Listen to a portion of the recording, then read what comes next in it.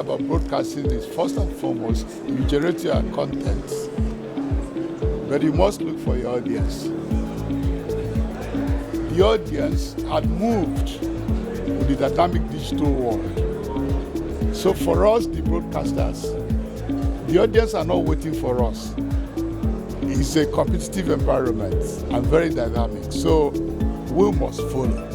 I think we should make a difference and start our cooperation, because Sputnik has FM in Russia, and we have African broadcasting, Sputnik African broadcasting in English radio. For example, we can exchange programs, exchange speakers, experts in Africa.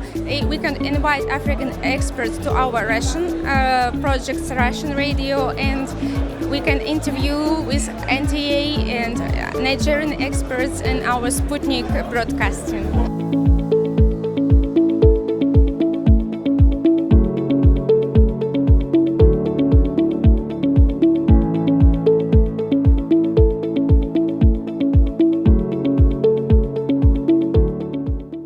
You can see we are a broadcasting organization that we don't broadcast, we actually build TV stations.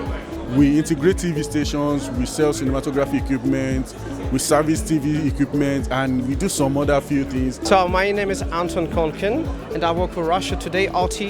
It's an international news company which works in Russia, but actually covers the whole world. So we make news, documentaries, work online, and actually television. And this is the first time we participate in such an event.